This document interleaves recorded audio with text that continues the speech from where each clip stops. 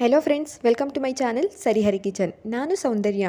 ಇವತ್ತಿನ ವಿಡಿಯೋದಲ್ಲಿ ನಾವು ಬೆಳಗ್ಗೆ ಎದ್ದು ಬಿಟ್ಟು ನೆನೆಸಿ ಮಾಡಿರೋ ಅಂಥ ಪಡ್ಡುನ ಹೇಗೆ ಮಾಡ್ಬೋದು ಅಂತ ಹೇಳ್ಕೊಡ್ತಾ ಇದ್ದೀನಿ. ಒಳಗಡೆ ಅಂತೂ ತುಂಬ ಸಾಫ್ಟಾಗಿರುತ್ತೆ, ಹಾಗೆ ಮೇಲ್ಗಡೆ ಸ್ವಲ್ಪ ಕ್ರಿಸ್ಪಿಯಾಗಿ ಕೂಡ ಇರುತ್ತೆ. ಹಾಗಿದ್ರೆ ಇನ್ಸ್ಟೆಂಟ್ ಪಡ್ಡುನ ಹೇಗೆ ಮಾಡ್ಕೋಬೋದು ಅಂತ ಇವತ್ತಿನ ವಿಡಿಯೋದಲ್ಲಿ ನಾನು ನಿಮಗೆ ತಿಳಿಸ್ಕೊಡ್ತಾ ಇದ್ದೀನಿ. ಬನ್ನಿ ಹಾಗಿದ್ರೆ ವಿಡಿಯೋ ಸ್ಟಾರ್ಟ್ ಮಾಡೋಣ. ಮೊದಲಿಗೆ ಈ ಪಡ್ಡು ಮಾಡೋದಕ್ಕೋಸ್ಕರ ನಾನಿಲ್ಲಿ ಅಕ್ಕಿ ನೆನೆಸ್ಕೊಳ್ತಾ ಇದ್ದೀನಿ. ನಾವು ಬೆಳಗ್ಗೆ ಎದ್ದ ನಂತರ ನಾನು ನೆನೆಸ್ಕೊಳ್ತಾ ಇರೋದು. ನೋಡಿ, ಈ ಗ್ಲಾಸಲ್ಲಿ ನಾನು 1 ಗ್ಲಾಸಷ್ಟು ರೇಷನ್ ಅಕ್ಕಿ, ಸೊಸೈಟಿ ಅಕ್ಕಿ ಬರುತ್ತಲ್ಲ, ಅದನ್ನು ಸೇರಿಸ್ಕೊಳ್ತಾ ಇದ್ದೀನಿ. ಹಾಗೆ ಅದೇ ಗ್ಲಾಸಲ್ಲಿ ಅರ್ಧ ಗ್ಲಾಸಷ್ಟು ಅವಲಕ್ಕಿನೂ ಕೂಡ ಸೇರಿಸ್ಕೊಳ್ತಾ ಇದ್ದೀನಿ. ಹಾಗೆ 1 ಸ್ಪೂನಷ್ಟು ಮೆಂತೆಕಾಳನ್ನು ಕೂಡ ಸೇರಿಸ್ಕೊಳ್ತಾ ಇದ್ದೀನಿ. ಇದನ್ನೆಲ್ಲ ಸೇರಿಸ್ಬಿಟ್ಟು 2ರಿಂದ 3 ಸಲ ವಾಶ್ ಮಾಡಿಬಿಟ್ಟು ನಾವು ಇದಕ್ಕೆ ಬಿಸಿನೀರನ್ನು ಸೇರಿಸ್ಕೊಬಿಟ್ಟು ನೆನೆಯೋದಕ್ಕೆ ಇಡಬೇಕಾಗುತ್ತೆ. ಯಾಕೆಂದರೆ ನಾವು ಬೆಳಗ್ಗೆ ಎದ್ದು ಮಾಡ್ತಾ ಇರೋದ್ರಿಂದ ನೆನೆಯೋಕ್ಕೆ ಸ್ವಲ್ಪ ಟೈಮ್ ಹಿಡಿಯುತ್ತೆ. ಹಾಗಾಗಿ ಬಿಸಿನೀರು ಹಾಕಿದ್ರೆ ಬೇಗ ನೆನೆದ್ಬಿಡುತ್ತೆ. ನಾನಿಲ್ಲಿ ಬಿಸಿನೀರು ಹಾಕಿಬಿಟ್ಟು ನೆನೆಯೋಕ್ಕೆ ಇಡ್ತಾ ಇದ್ದೀನಿ. ಜಸ್ಟ್ ಇದನ್ನು 1 ಅವರ್ ನೆನೆಸಿದ್ರೆ ಸಾಕಾಗುತ್ತೆ. 1 ಅವರಲ್ಲೆಲ್ಲ ನೆನೆದ್ಬಿಡುತ್ತೆ. ನೋಡಿ, ಇವಾಗ ಒಂದು ಪ್ಲೇಟ್ ಕ್ಲೋಸ್ ಮಾಡಿ ಇಡೋಣ.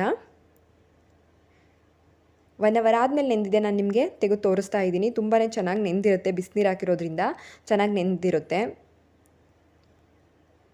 ನೆಕ್ಸ್ಟ್ ಇದನ್ನು ರುಬ್ಕೊಳ್ಬೇಕಾಗುತ್ತೆ. ನಾವು ಬೆಳಗ್ಗೆ ಎದ್ದ ತಕ್ಷಣ ಮಾಡ್ಕೊಳ್ಬೋದು. ಹಿಂದಿನ ದಿನ ರಾತ್ರಿ ನಾವು ಅಕ್ಕಿ ನೆನೆಸಿಲ್ಲ ಅಂದರೂ ಕೂಡ ಪಡ್ಡು ಮಾಡಬೇಕು ಅಂದರೆ ಬೆಳಗ್ಗೆ ಎದ್ದು ಈ ರೀತಿಯಾಗಿ ನೆನೆಸಿ ಕೂಡ ಮಾಡ್ಕೊಳ್ಬೋದು. ಇವಾಗ ರುಬ್ಬಿಟ್ಟು ಇದನ್ನು ಒಂದು ಬೌಲ್ಗೆ ಸೇರಿಸ್ಕೊಳ್ಳೋಣ. ಇದನ್ನು ತುಂಬ ತಳವಾಗಿ ದೋಸೆ ಬ್ಯಾಟರ್ ಮಾಡೋಷ್ಟು ಮಾಡಬಾರ್ದು, ಸ್ವಲ್ಪ ಗಟ್ಟಿಯಾಗಿರಬೇಕಾಗುತ್ತೆ. ದೋಸೆ ಬ್ಯಾಟರ್ಗಿಂತ ಸ್ವಲ್ಪ ಗಟ್ಟಿಯಾಗಿರಬೇಕು. ನೆಕ್ಸ್ಟ್ ಇಲ್ಲಿ ಇದಕ್ಕೆ ಒಂದು ಸಣ್ಣದಾಗಿ ಒಂದು ಒಗ್ಗರಣೆ ಸೇರಿಸ್ಕೊಳ್ಳೋಣ. ಅದಕ್ಕೋಸ್ಕರ 2 ಟೇಬಲ್ ಸ್ಪೂನ್ ಎಣ್ಣೆ ಹಾಕ್ಕೊಂಡಿದ್ದೀನಿ. ಹಾಗೆ ಎಣ್ಣೆ ಕಾಯ್ದ ನಂತರ ಇದಕ್ಕೆ ಒಂದು ಅರ್ಧ ಸ್ಪೂನಷ್ಟು ಸಾಸಿವೆನ ಸೇರಿಸ್ಕೊಳ್ತಾ ಇದ್ದೀನಿ. ಸಾಸಿವೆ ಎಲ್ಲ ಸಿಡಿದ ನಂತರ ಇದಕ್ಕೆ 1 ಸ್ಪೂನಷ್ಟು ಕಡಲೆ ಬೇಳೆನ ಸೇರಿಸ್ಕೊಳ್ತಾ ಇದ್ದೀನಿ. ಹಾಗೆ ಜಸ್ಟ್ ಇದನ್ನು ಒಂದು 30 ಸೆಕೆಂಡ್ ಫ್ರೈ ಮಾಡಿದ ನಂತರ ನಾನು ಇದಕ್ಕೆ ಒಂದು 3ರಿಂದ 4 ಹಸಿಮೆಣ್ಸಿಕಾಯಿನ ಖಾರಕ್ಕೆ ಸೇರಿಸ್ಕೊಳ್ತಾ ಇದ್ದೀನಿ. ನೋಡಿ, ಈ ರೀತಿಯಾಗಿ ಫ್ರೈ ಆದಮೇಲೆ ಇದಕ್ಕೆ ಹಸಿಮೆಣ್ಸಿಕಾಯಿ ಸೇರಿಸ್ಕೊಳ್ಳೋಣ. ಹಸಿಮೆಣ್ಸಿಕಾಯಿ ಹೀಗೆ ಒಗ್ಗರಣೆಗೆ ಹಾಕೋದ್ರಿಂದ ಅದರಲ್ಲಿರೋ ಅಂಥ ಖಾರ ಎಲ್ಲ ಬಿಟ್ಕೊಳ್ಳುತ್ತೆ.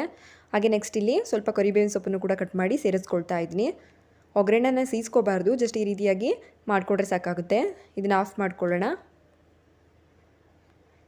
ನೆಕ್ಸ್ಟ್ ಇಲ್ಲಿ ನಾನು ಇದಕ್ಕೆ ರುಚಿಗೆ ಎಷ್ಟು ಬೇಕಷ್ಟು ಉಪ್ಪನ್ನು ಸೇರಿಸ್ಕೊಳ್ತಾ ಇದ್ದೀನಿ. ಹಾಗೆ ಮಸಾಲೆ ಪಡ್ಡು ಆಗಿರೋದ್ರಿಂದ ಇಲ್ಲಿ ನಾನು ಕ್ಯಾರೆಟು, ಕೊತ್ತಂಬರಿ ಸೊಪ್ಪು ಹಾಗೆ 1 ಈರುಳ್ಳಿನ ತೊಗೊಂಡಿದ್ದೀನಿ. ನಾವು ತೊಗೊಂಡಿರೋ ಅಂಥದ್ದನ್ನೆಲ್ಲನೂ ಕೂಡ ಬ್ಯಾಟರ್ ಒಳಗೆ ಸೇರಿಸ್ಕೊಳ್ಬೇಕಾಗುತ್ತೆ. ನೆಕ್ಸ್ಟು ನಾವು ರೆಡಿ ಮಾಡಿ ಇಟ್ಕೊಂಡಿರೋ ಅಂಥ ಒಗ್ಗರಣೆನೂ ಕೂಡ ಸೇರಿಸ್ಕೊಳ್ಳೋಣ.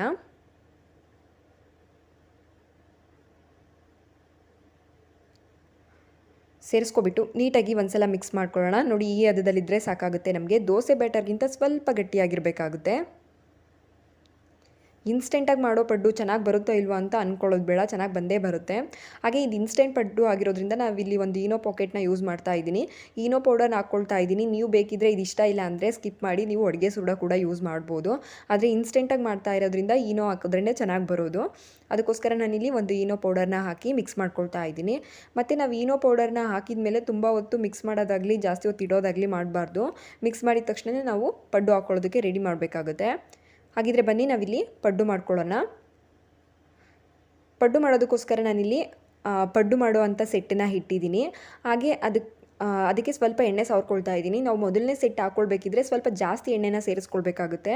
ಏಕೆಂದರೆ ಅದು ತಳ ಹಿಡಿದ್ಬಿಡುತ್ತೆ. ಅದಕ್ಕೋಸ್ಕರ ಮೊದಲನೇ ಸೆಟ್ ಹಾಕಬೇಕಿದ್ರೆ ಮಾತ್ರ ಸ್ವಲ್ಪ ಎಣ್ಣೆ ಜಾಸ್ತಿ ಹಾಕ್ಕೊಳ್ಳೋಣ. ನಾನ್ ಸ್ಟಿಕ್ ಆದರೆ ಚೆನ್ನಾಗಿ ಎದ್ಬಿಡುತ್ತೆ, ಅದಕ್ಕೆ ಕಡಿಮೆ ಹಾಕಿದ್ರೂ ನಡೆಯುತ್ತೆ. ನೋಡಿ, ಎಣ್ಣೆನ ಎಲ್ಲದಕ್ಕೂ ಕೂಡ ಹೇಗೆ ಗ್ರೀಸ್ ಮಾಡ್ಕೊಳ್ಳೋಣ.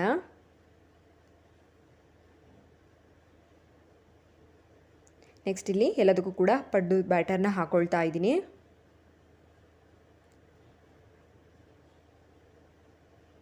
ತುಂಬ ಈಸಿಯಾಗಿ ಬೆಳಗ್ಗೆ ಎದ್ದ ತಕ್ಷಣವೇ ಮಾಡ್ಕೊಳ್ಬೋದು. ಹಾಗೆ ಚೆನ್ನಾಗಿ ಕೂಡ ಬರುತ್ತೆ. ಟೇಸ್ಟ್ ಅಂತೂ ತುಂಬಾ ಚೆನ್ನಾಗಿರುತ್ತೆ. ನಮಗೆ ರಾತ್ರಿ ನೆನೆಸಿ ಮಾಡಿರ್ತೀವಲ್ಲ, ಆ ಪಡ್ಡು ಟೇಸ್ಟ್ ಹೆಂಗಿರುತ್ತೋ ಇದು ಕೂಡ ಹಾಗೆ ಇರುತ್ತೆ, ಏನೂ ಡಿಫ್ರೆನ್ಸ್ ಇರೋದಿಲ್ಲ. ಮೇಲ್ಗಡೆ ಇನ್ನೊಂದು ಸ್ವಲ್ಪ ಎಣ್ಣೆ ಹಾಕ್ಬಿಟ್ಟು ಇದನ್ನು ಲೋ ಫ್ಲೇಮಲ್ಲೇ ಇಟ್ಕೊಂಡು ನಾವು ಒಂದು 3ರಿಂದ 4 ನಿಮಿಷ ಬೇಯಿಸ್ಕೊಳ್ಬೇಕಾಗುತ್ತೆ. ನೋಡಿ, ಇವಾಗ ಲೆಡ್ ಕ್ಲೋಸ್ ಮಾಡಿ ಒಂದು 3 to 4 ಮಿನಿಟ್ಸ್ ಬೇಯಿಸ್ಕೊಳ್ತಾ ಇದ್ದೀನಿ. ನೋಡಿ, ಇವಾಗ ಪಡ್ಡು ಎಲ್ಲ ಬೆಂದಿದೆ. ಇದನ್ನು ಮತ್ತೆ ಉಲ್ಟಾ ಹಾಕ್ಬಿಟ್ಟು ಆ ಸೈಡು ಕೂಡ ನಾವು ಒಂದು 30 ಸೆಕೆಂಡ್ ಅಥವಾ 1 ನಿಮಿಷ ಬೇಯಿಸ್ಕೊಳ್ಬೇಕಾಗುತ್ತೆ. ನೋಡಿದ್ರಲ್ಲ ಎಷ್ಟು ಈಸಿಯಾಗಿ ಬರ್ತಿದೆ ಅಂತ ಹೇಳ್ಬಿಟ್ಟು. ತುಂಬಾ ಚೆನ್ನಾಗಿ ಬರ್ತವೆ, ತಿನ್ನೋದಕ್ಕೂ ಕೂಡ ಅಷ್ಟೇ ಚೆನ್ನಾಗಿರುತ್ತೆ. ನೀವೇನಾದರೂ ಫಸ್ಟ್ ಟೈಮ್ ನನ್ನ ಚಾನಲ್ನ ನೋಡ್ತಾ ಇದ್ದರೆ ಪ್ಲೀಸ್ ಸಬ್ಸ್ಕ್ರೈಬ್ ಮಾಡ್ಕೊಳ್ಳಿ. ಹಾಗೆ ಪಕ್ಕದಲ್ಲಿರೋ ಬೆಲ್ ಬಟನ್ನ ಕ್ಲಿಕ್ ಮಾಡಿ ಆಲ್ ಅಂತ ಸೆಲೆಕ್ಟ್ ಮಾಡ್ಕೊಳ್ಳಿ. ಇದರಿಂದ ನಾನು ಹಾಕೋ ವಿಡಿಯೋ ನೋಟಿಫಿಕೇಷನ್ ನಿಮಗೆ ಬರುತ್ತೆ. ನೋಡಿ, ಈ ರೀತಿಯಾಗಿ ಎಲ್ಲದನ್ನು ಕೂಡ ತಿರುವಾಕ್ಬಿಟ್ಟು ನಾವು ಆ ಸೈಡು ಕೂಡ ಒಂದು 30 ಸೆಕೆಂಡ್ ಬೇಯಿಸ್ಕೊಳ್ಬೇಕಾಗುತ್ತೆ.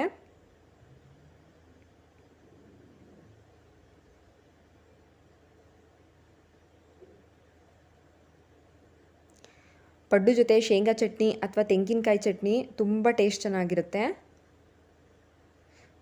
ಎಲ್ಲನೂ ಈ ರೀತಿಯಾಗಿ ಉಲ್ಟಾ ಹಾಕಿದ ನಂತರ ಒಂದು 30 ಸೆಕೆಂಡ್ ಬೇಯಿಸ್ಕೊಂಡ್ರೆ ನಮಗೆ ಪಡ್ಡು ಅನ್ನೋದು ರೆಡಿ ಆಯಿತು. ನೋಡಿದ್ರಲ್ಲ ಯಾವ ರೀತಿಯಾಗಿ ದಿಢೀರ್ ಪಡ್ಡುನ ಮಾಡ್ಕೊಳ್ಬೋದು ಅಂತ, ಎಷ್ಟು ಈಸಿಯಾಗಿ ಮಾಡ್ಕೊಳ್ಬೋದು ಅಂತ ಇವತ್ತಿನ ವೀಡಿಯೋದಲ್ಲಿ ನಾನು ನಿಮಗೆ ತಿಳಿಸ್ಕೊಟ್ಟಿದ್ದೀನಿ.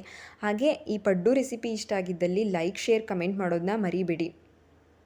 ತುಂಬ ಸಾಫ್ಟಾಗಿ ಕೂಡ ಬರುತ್ತೆ. ಮೇಲ್ಗಡೆ ಸ್ವಲ್ಪ ಕ್ರಿಸ್ಪಿಯಾಗಿ, ಹಾಗೆ ಒಳಗೆ ಫುಲ್ ಸಾಫ್ಟಾಗಿ ಈ ಪಡ್ಡು ಚೆನ್ನಾಗಿ ಬಂದಿರುತ್ತೆ. ಓಕೆ ಫ್ರೆಂಡ್ಸ್, ಈ ವಿಡಿಯೋ ನೋಡಿದ್ದಕ್ಕಾಗಿ ಥ್ಯಾಂಕ್ ಯು ಫಾರ್ ವಾಚಿಂಗ್.